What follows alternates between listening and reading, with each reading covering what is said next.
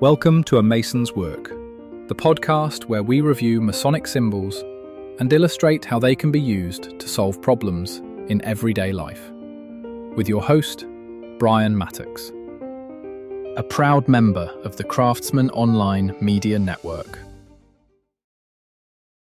There are some tools in Freemasonry that lend themselves to specific uses and functions, not just the specific sort of context in which they're given, but more broadly in different ways that make sense. So I'll give you an example.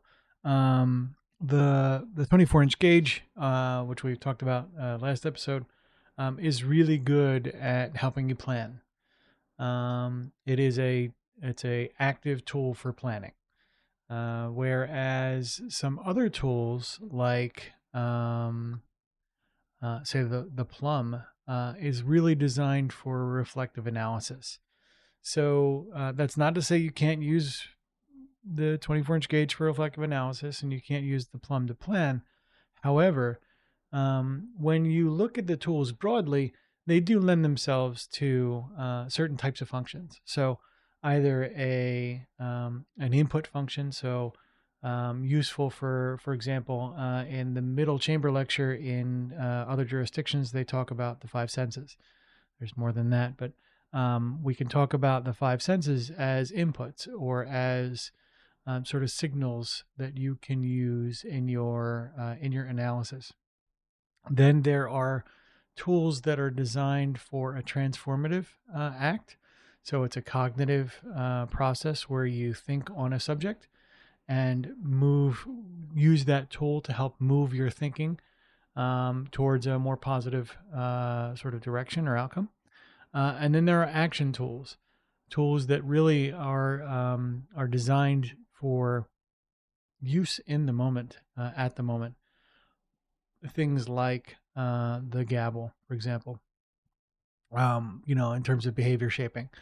When you start looking at these tools and understanding that they have these functional purposes, you can really start to leverage them for maximum effect. So I'll give you a more discrete example. The 5 principal orders of architecture are common in pretty much every degree work on the planet. And in those, they talk about the 5 principal orders: Tuscan, Doric, Ionic, Corinthian, Composite. And when you look at them, if you don't know what they're about, if you haven't done any study, you don't really get to appreciate what they are, what they're trying to say. But the Tuscan is largely a utilitarian. It was the easiest column to make. It was the easiest column. It also had the shortest height, so it had didn't have the ability to lift a whole lot very high. But it was really functional and utilitarian. Whereas if you go all the way down to the other end of the composite, you're really talking about something that is both functional, beautiful, and really quite strong. You get the benefits of all of those things. So each one of those columns, for example, is a perspective.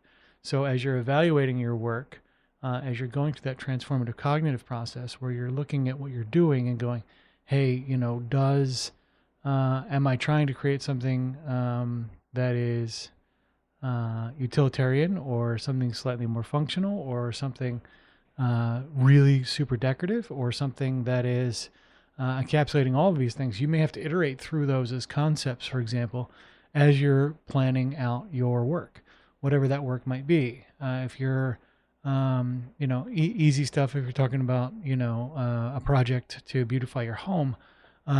More difficult if you're talking about a project to rebuild your own physiology, for example. Do you go functional first? Do you go strength first? Do you go weight loss first?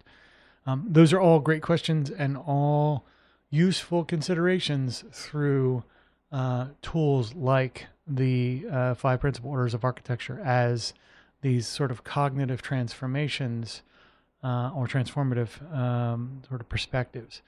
And every one of the tools in the craft has that. So you look at things like the pavement, for example, which talks about duality. It talks about positive and negative. It talks about unifying of positive and negative in sort of one common floor, as it were. The same thing applies. You're looking through these concepts as potentially as transformative elements for your thinking process. And then the action tools, the vast majority of those you'll use after you've done the cognitive transformation. You'll use those as the tools by which you apply that transformation out in the world. So when you're sort of hammering out like how these tools work and how they fit together, it's important to sit down and think about, as you reflect on a tool, does this tool lend itself to direct action? Does it lend itself to cognitive transformation or concept reframing or things like that? Or does it lend itself to, something else? Does it really help me identify a sensory input that maybe I've neglected?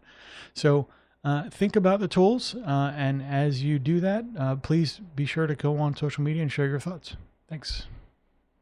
The views represented in this podcast are those of the speaker alone and are not representative of any grand or subordinate lodge.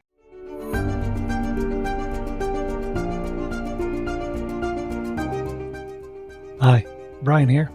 I wanted to thank you so much for listening to this episode. If you have any suggestions or guidance for further episodes you'd like to see or hear, whatever the case may be, please don't hesitate to reach out to me at amasonswork.com, and we will try and incorporate your suggestions into a future recording. Thanks.